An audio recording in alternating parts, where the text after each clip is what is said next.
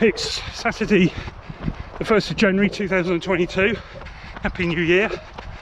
I'm just outside the village of Feron, just north of the town of Bois in northern France, and just taking a little run out just to stretch my legs.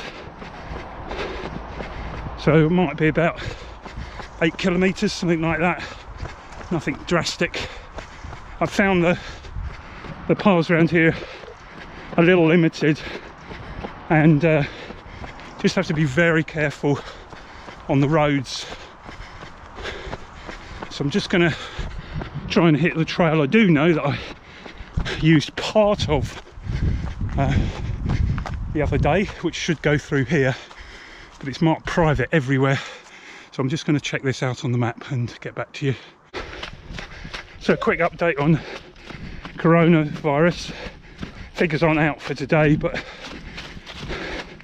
yesterday, 31st of December, France hit an all-time high for positive infections. They had 232,000, compared with the UK that had just short of 190,000. That's still subtly going up, but it's a very difficult time of the year to tell because of the holidays, whether people go out and get tested as much as during other times.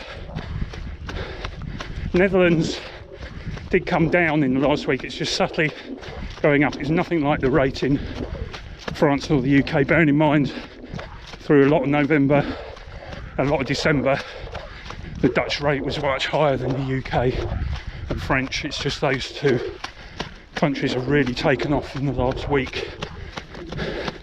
So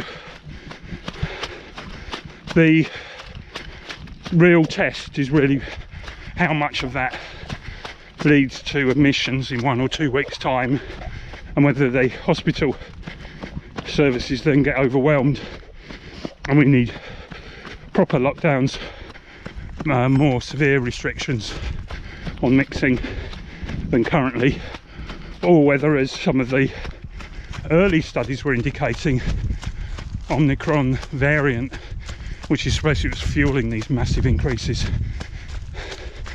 actually leads to less severe, still will lead to severe problems that need hospitalisation, but the estimates are anywhere from 40% lower to about 70% lower. Now if it's 40 or 50%, of course there's more than twice as many infections as under the Delta, so that's still going to mean similar numbers coming into hospital and accelerating.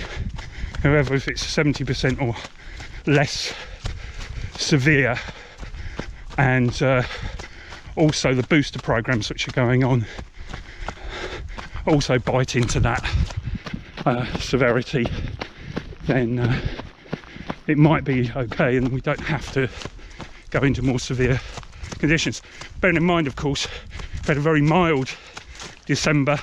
Start of January is going to be very mild. I looked at a map yesterday, looked at the weather forecast of France, and France looks as though it's been tipped upside down. So in the north we've got these balmy teens Celsius temperatures, and in the south it's cooler. So it's very weird. You can see I'm running in a t-shirt and I'm running in shorts again today. It's just too warm to do anything else. In fact, the hats make me a little bit pretty hot and sweaty. So anyway, so it's very pleasant for running, and I quite like a bit of squelchy mud. This is actually much better than earlier. So I'll follow this trail south parallel to the village, and then I'll take a turn into the village in another, I think it's a couple of kilometres or so. Coming through a little grassy avenue now off that main farm trail. A bit tricky, a lot of debris in the way. So I'm taking a turn now back in towards the village. Just looking out for other little side paths. But the problem I found the other day was they're covered in overgrown and particularly covered in brambles. So you can see the state of my legs. Countryside is littered just in particular places. I haven't looked at why, but there's little shrines just on the side of the road. You can see this is just a little back road, really, a farming farm community road, and you see them dotted around every so often. So I'll look up a little bit more. I'm very ignorant of this sort of thing as to why they're here and so on. Right, so I'm going to cut back round into the village. I've kind of come into the village and I'm just looping round the back, and just adding an extra couple of kilometres to my run, so it might be closer to 10 by the time I've finished. I'm going to see. You can see, absolutely amazing day, the 1st of January. Warm for this time of year anyway. A little bit of sun poking through, and yeah, no rain, which is nice. That's for a change after the last couple of weeks. So I'm back in the village. The church there, the War Memorial, First World War, and all of the villages around here. Of course, northern France saw a lot of action. A lot of cemeteries are also extended into Commonwealth cemeteries, so the Commonwealth, particularly the British, but other Commonwealth countries as well. I think a lot of other foreign soldiers' bodies got repatriated, but the British, they decided to mainly leave them in France in the graves where they were. They didn't want to disturb, and they wanted to respect them.